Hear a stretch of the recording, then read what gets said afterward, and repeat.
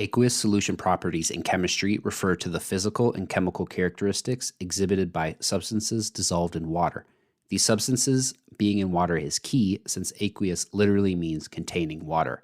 Have you ever been told that water conducts electricity and not to bring electrical cords near water because of this? This is technically not true because pure water is actually a poor conductor of electricity. For water to be a good conductor, it needs dissolved minerals and salts, which dissociate into charged ions like sodium Na+, and chlorine Cl- from table salt. These ions act as charge carriers, allowing the water to conduct electricity. The higher the concentration of ions, the better the conductivity. Furthermore, the substances that conduct electricity when dissolved in a solvent are called electrolytes, a term you are hopefully familiar with. As a side note, the term electrolytes has been co-opted as a marketing ploy by many drink companies, but hopefully now you won't fall for it because you know the added ingredients can be something as simple as table salt. Nothing special about that. This brings us back to Unit 1.2, where we discuss classifications of matter and solutions, which are homogeneous mixtures of two or more substances. In the case of conducting electricity in water, the charged ions Na+ and Cl- are these substances. The technical term for this is solutes, substances dissolved in a solvent, while the water is the solvent, a substance that has the ability to dissolve substances. But what about the other solutes? Can they conduct electricity? Let's look at the example of sugar's glucose C6H12O6. When this molecule is dissolved in water, it does not conduct electricity. This is because it doesn't dissociate into ions which are necessary for the electrical current to be carried through the water. These are called non-electrolytes. For a review on ions and ionic compounds, please check out Unit 2.6 on this channel. If you found value in this video, please like it and let people know about the channel because it really does help spread the knowledge. Based on what you learned, think about the following question. Which of the following substances are electrolytes and non-electrolytes? Ethanol, C2H5OH, hydrochloric acid, which dissociates into H+ and Cl-, potassium, K+.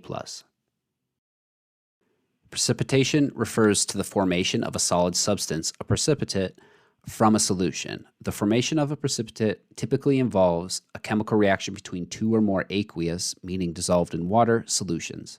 When the reaction leads to the production of an insoluble compound, it can no longer remain dissolved in the solution and forms visible solid particles, causing the solution to appear cloudy or exhibit visible particles. A common example of a precipitation reaction is the reaction between AgNO3 plus NaCl going to AgCl plus NaNO3. You pour the silver nitrate, AgNO3, into the sodium chloride, NaCl, or vice versa, which results in the formation of silver chloride, AgCl, a cloudy white compound that precipitates out of the solution. This is due to the atoms reacting between the silver nitrate and sodium chloride that used to be dissolved becoming more ordered and thus precipitating out due to their low solubility. As a reminder, solubility is the ability of a substance, the solute, to dissolve in a solvent and form homogeneous mixture called a solution. There are two main types of precipitation reactions: double displacement, sometimes referred to as metathesis reactions, and single displacement. Double displacement reactions are the most common type of precipitation reactions where two ionic compounds exchange ions to form a new ionic compound that is insoluble. For example, the aforementioned reaction between silver nitrate, AgNO3, and sodium chloride, NaCl, to form silver chloride, AgCl precipitate, and sodium nitrate, NaNO3. From the reaction, you can see Ag swapping to the Cl, one displacement, and the Na swapping to the NO3, two displacements, therefore double displacement. Single displacement reactions are less common than double displacement. These involve an element directly replacing another element in a compound, with a displaced element often forming an insoluble product. For example, in the following reaction, Zn plus CuSO4 going to ZnSO4 plus Cu, zinc Zn is reacting with the copper sulfate CuSO4 and replaces copper Cu to form zinc sulfate, ZnSO4, and the copper metal precipitate. There is one other term to know, which is spectator ions. They are ions that do not participate in the actual chemical reaction, but appear on both sides of the balanced equation with the same coefficients. For example, in the double displacement reaction, AgNO3 plus NaCl going to AgCl plus NaNO3, the sodium and NO3 ions are spectator ions. They are present in both the reactants and products, but do not undergo any chemical change. If you found value in this video, please like it and let people know about the channel because it really does help spread the knowledge. Based on what you learned, think about the following question. Is the reaction of HCl plus NaOH going to NaCl plus H2O a single displacement or double displacement reaction? And what are the spectator ions, if any? Acid and base reactions are a type of chemical reaction that involves the transfer of protons, H+ ions, from one substance to another. The H+ ions are referred to as protons because the H+ atom only has a proton and no electrons or neutrons. This will be referred to as a proton from here on out. There are two main theories that describe acid-base reactions, Bronsted-Lowry and Lewis. The Bronsted-Lowry says that the acid donates its proton to a base that accepts it. A good way to remember this is that the Bronsted concerns protons, BP, and in it, the acid donates AD, its proton, and the base accepts BA. The Lewis theory concerns electrons, LE, and an acid is the electron pair acceptor, AA, for acid accepts, while a base is an electron pair donor, BD. The added bonus of the Lewis theory is that it includes non-protonic reactions involving electron sharing. Also, if you can just remember BP for Bronsted protons by default, you can remember Lewis concerns electrons. Here's a diagram of both the Bronsted-Lowry and Lewis theories with the same reaction, so you can see it in action. The A stands for acid, the B stands for base, the H is the hydrogen proton, and the colon is the electron pair. In it, you can see the acid donating its proton while the base accepts it in the Bronsted-Lowry definition, while simultaneously the acid accepting electrons from the base's donation of them. In these acid and base reactions, there is always a conjugate acid and base. The easiest way to remember how to identify them is the original acid turns into the conjugate base, and the original base turns into the conjugate acid. The last topic to talk about in acid and base reactions is the concept of strong or weak acids and bases. The term strong here means completely ionized, forming an ion or charged particle. So if you put a strong acid or base in an aqueous water solution, it will completely ionize. This looks like this. The strong acid gives up all of its protons to form hydronium H3O+. Conversely, the strong base takes all protons from water, forming hydroxide OH-. The weak acid gives up some of its protons, forming hydronium H3O+, while the weak base takes some protons from water, forming hydroxide OH-. As a quick note, when an acid and a base reacts, the base neutralizes the acid and vice versa. So these types of reactions are called neutralization reactions. If you found value in this video, please like it and let people know about the channel because it really does help spread the knowledge. Based on what you learned, think about the following question. Classifying the following reactions as either a Bronsted-Lowry acid-base reaction or a Lewis acid-base reaction, as well as identify the acids and the bases. Number 1, HCl plus NH3 going to NH4 plus Cl minus. Number 2, BF3 plus NH3 going to BF3NH3. Oxidation and reduction reactions, also known as redox reactions, involve the transfer of electrons between two chemical species. By far the most familiar redox reaction is the corrosion of metal, also known as rusting. The specific reaction is 4Fe iron plus 3O2 oxygen plus 6H2O water going to 4FeOH3 iron hydroxide, also known as rust. In this reaction, iron reacts with oxygen and water to form iron hydroxide. The presence of water is crucial for rusting to occur because it facilitates the transfer of electrons between iron and oxygen. This is why there is generally less rust in desert climates, less water. The process of rusting can be accelerated by factors such as exposure to salt, which enhances the conductivity of water and speeds up the electron transfer. This concept should be familiar to you after what you learned about aqueous solutions properties. Water by itself is a poor conductor of electricity, i.e. electrons, but once you add salt, it becomes much better. This is why there is so much more rusting on cars that use salt on their roads to combat ice and snow. Another familiar redox reaction is photosynthesis. This reaction looks like 6 CO2 plus 6 H2O plus light energy going to C6H12O6 plus 6 O2.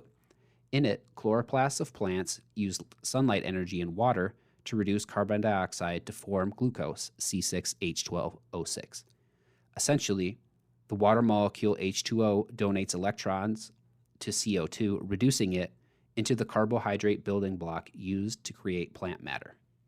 In redox reactions, there is always a species getting oxidized and another getting reduced. With rusting, iron loses its electrons to oxygen, and when a substance loses electrons, it is oxidized. Therefore, iron was oxidized by oxygen, hence the term oxidized. When a substance gains electrons, it is reduced. With rusting, the oxygen is getting reduced, gains electrons from iron. The reduction term might not make as much sense, but if you think about it in terms of charge, the electrons have a negative charge, so if you gain more of them, your overall charge will be reduced. However, the easiest way to remember the definitions of oxidation and reduction is with the acronym OIL-RIG. Oxidation is loss of electrons, and reduction is gain of electrons. Oftentimes, in redox reactions, chemicals can gain or lose more than one electron, so chemists came up with a concept called oxidation numbers to keep track. Oxidation numbers keep track of how many electrons an atom has gained or lost compared to its neutral state. By neutral state, we mean the same number of electrons as described by the periodic table. For example, if we were able to isolate pure hydrogen H2 or oxygen O2, its oxidation number would be 0. However, once these elements turn into ions, the oxidation number matches their charge. H plus would have an oxidation number of 1, and O2 minus would have an oxidation number of -2. We'll go over in more depth how to determine the oxidation number of any element in a compound once we go over electronegativity with chemical bonding in Unit 8. For now, you use these handy tricks for compounds containing different elements. Group 1 and 2 metals always have oxidation numbers of +1 and +2 respectively. Oxygen usually has an oxidation number of -2, except in special cases like peroxides, where it has a +1, or fluoride compounds, where it has a +2. Hydrogen is +1 when bonded to nonmetals and -1 when bonded to metals. Lastly, and most key of all, the sum of all oxidation numbers in a neutral molecular compound must be 0. If you found value in this video, please like it and let people know about the channel because it really does help spread the knowledge. Based on what you learned, think about the following questions. In photosynthesis, what reactants are getting oxidized and reduced? What are the oxidation numbers of each element of the reactants in photosynthesis? Concentrations in chemistry are vital to understand because when solutes are dissolved in solutions, you cannot tell by the naked eye how much is in a solution. As chemists, we use the term molarity to describe concentrations of solutions. Molarity is defined as moles per liter and can be visualized by the equation molarity M equals moles of solute divided by liters of solution.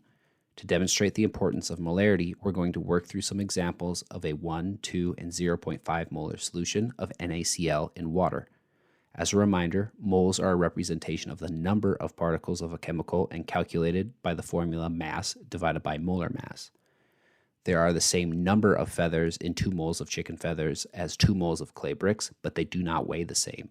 The bricks weigh approximately 300,000 times more. A 1 molar solution of sodium chloride in water would have 1 mole of NaCl per 1 liter of water. This could be either with 0.5 moles of NaCl and 0.5 moles of water. the aforementioned 1 mole of NaCl in 1 mole of water, or 2 moles of NaCl in 2 moles of water. If you look at the math, the division all comes out to be 1. 0.5 divided by 0.5 equals 1, 1 divided by 1 equals 1, and 2 divided by 2 equals 1. Conversely, a 2 molar solution of sodium chloride in water would have 2 moles of NaCl per 1 liter of water. This could be either with 0.5 moles of NaCl in 0.25 moles of water, 1 mole of NaCl in 0.5 moles of water, or the aforementioned 2 moles of NaCl in 1 mole of water. If you look at the math, the division all comes out to be 2. 0.5 divided by 0.25 equals 2, 1 divided by 0.5 equals 2, and 2 divided by 1 equals 2. Lastly, a 0.5 molar solution of sodium chloride in water would have 0.5 moles of NaCl per 1 liter of water. This could be either with said 0.5 moles of NaCl in 1 mole of water, 1 mole of NaCl in 2 moles of water, or 2 moles of NaCl in 4 moles of water. If you look at the math, again, the division all comes out to be 0.5. 0.5 divided by 1 equals 0.5, 1 divided by 2 equals 0.5, and 2 divided by 4 equals 0.5. After this demonstration, I hope that it is clear that there are twice as many chemicals of solute in a 2 molar solution as a 1 molar, and a quarter as many in a 0.5 molar solution as a 2 molar solution. This leads us into dilutions.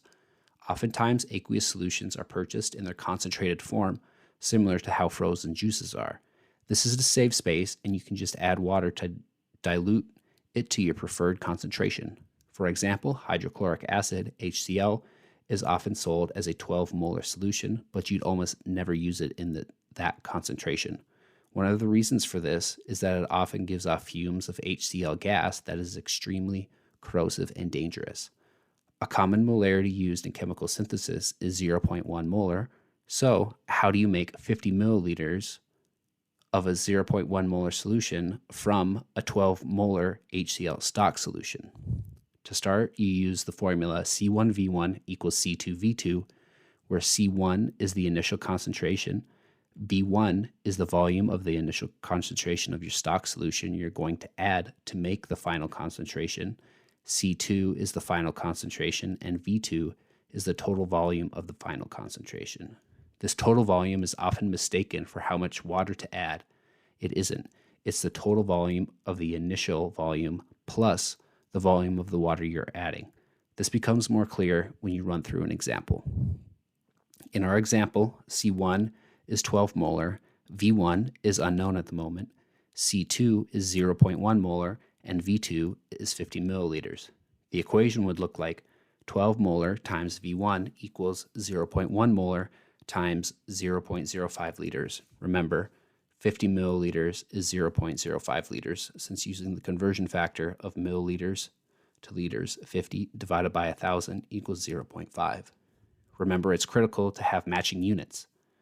V1 is the only unknown variable, and solving for it would be V1 equals 0.1 molar times 0.05 liters divided by 12 molar equals 0.000417 liters, or 0.417 milliliters.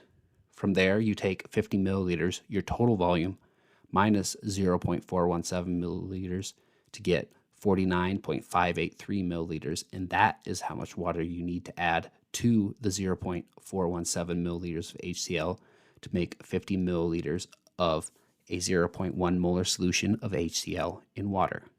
If you found value in this video, please like it and let people know about the channel, because it really does help spread the knowledge.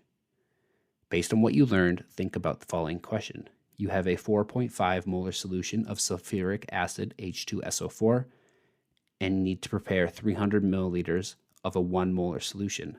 How much of the concentrated solution should you use to make the diluted solution? A titration in chemistry is a technique used to determine the unknown concentration of a specific analyte in a solution. The technique involves the slow addition of a known concentration of analyte, called a titrant, to a known volume of another solution of unknown concentration until the reaction reaches a neutralization point, usually indicated by a color change. The most common type of titration is an acid-base titration. These titrations involve the titration of an acid with a base or vice versa. The neutralization endpoint is often determined using a color pH indicator. Let's go through an example. Imagine that you have a bottle of vinegar composed of acetic acid and water, but you're unsure of its acidity. This was due to the lid being off and you don't know how much water has evaporated, thereby increasing the acid's molarity and acidity. How can you find out its concentration? Well, that's where the trusty titration technique steps in. Step 1, preparation. You'll need a burette, which is a long graduated tube with a stopcock to precisely measure the volume of a solution. We'll fill the burette with a standard aqueous solution of baking soda, sodium bicarbonate, NaHCO3, a known base at a specific concentration, let's say 0.1 molar. In a flask, we'll carefully measure a precise volume of 10 milliliters of your vinegar solution, the analyte. To visually detect the neutralization point, we'll add a few drops of phenolphthalein indicator, which remains colorless in acidic solution, but turns pink when the solution becomes neutral or slightly basic. Step 2, the titration. Now the fun begins. You'll slowly open the burette stopcock, allowing 0.1 molar solution of NaHCO3 to drip into the vinegar solution in the flask. After each addition, we'll swirl the flask gently to ensure thorough mixing. Keep a watchful eye on the solution. As the NaHCO3 neutralizes the vinegar acidity, the pH will gradually rise. Step 3, neutralization endpoint. The magic happens when all the acid molecules in the vinegar have reacted with the bicarbonate ions from the NaHCO3.